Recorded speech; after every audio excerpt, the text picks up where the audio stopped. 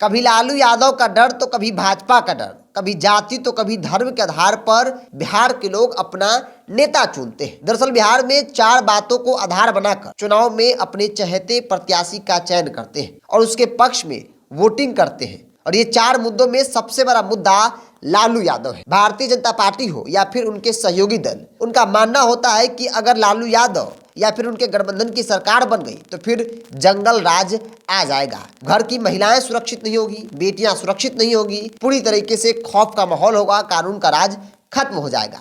वही बात अगर लालू प्रसाद यादव और उनके सहयोगी दलों की कर ली जाए तो भाजपा का डर दिखाते हैं और चुनावी मंच पर खुले तौर पर कहते नजर आते हैं कि अगर भाजपा आ गई तो फिर संविधान खत्म हो जाएगा, मनुवादियों द्वारा बनाई गई संविधान देश में लागू कर दिया जाएगा। इतना ही नहीं, अगर भाजपा सत्ता में आती है तो फिर सांप्रदायिक ताकतें और भी मजबूत होगी।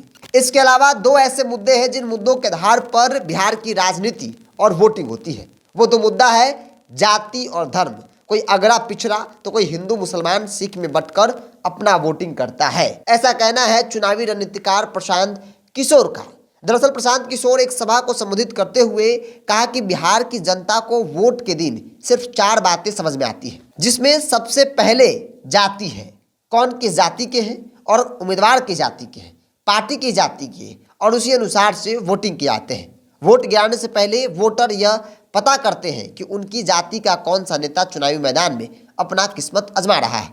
लोग यही सब सोचते हैं, वह आदमी अपराधी है या अक्षा है, वह चोर है, बदमाश। सिर्फ यह देखना है कि वह अपनी जाति का है या फिर नहीं है। बिहार में लोगों में यह भ्रम है कि यह हर आदमी जात के आधार पर ही वोटिंग कर रहा है। उन्हें समझना चाहिए कि नरेंद्र मोदी की जाति का कोई भी नहीं है, लेकिन उनके नाम पर जमकर वोटिंग होती है। अगर हर आदमी जाति पर ही वोटिंग करता है तो नरेंद्र मोदी को बिहार में एक भी वोट नहीं मिलता। पीके ने कहा कि जो लोग जाति से उबर जाते हैं वे धर्म के जाल में फंस जाते हैं।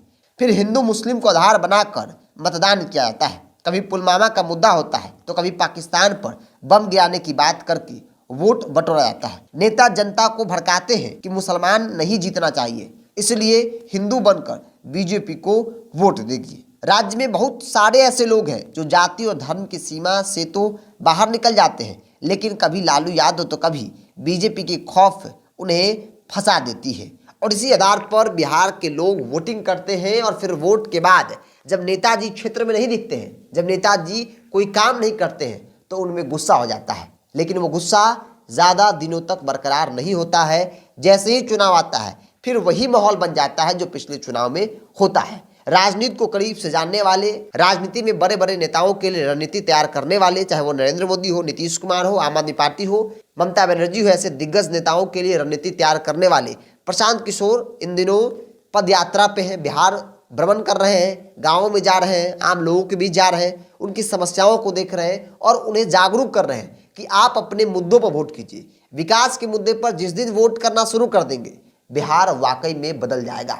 जो बिहारी गर्व से कहता है कि हम बिहारी हैं, आज की तारीख में गर्व करने के लिए हमारे पास कुछ नहीं है। हम अपने इतिहास पे गर्व करते हैं, लेकिन अगर वाकई में उस बिहार को फिर से लौटाना है तो फिर मुद्दों के आधार पर वोट कीजिए। जाति, धर्म, लालू यादव, नरेंद्र मोदी और भाजपा के नाम पर वोट किसी भी हाल में नहीं कीजिए। और जिस दिन ये प्रण ठान लीजिएगा, मानिए बिहार उस दिन बदल जाएगा। बहरहाल आपकी क्या राय है, आप क्या सोचते हैं विषय को लेकर? क्या वाकई में बिहार में 4 मुद्दों पर वोट होती है, बदलाव होना चाहिए? आप अपनी राय को कमेंट्स बॉक्स में रखिए। अगर आप मेरे चैनल को यूट्यूब पर देख रहे हैं तो सब्सक्राइब कर लीजिए, फेसबुक पर देख रहे हैं तो पेज को लाइक और फॉलो कर लीजिए।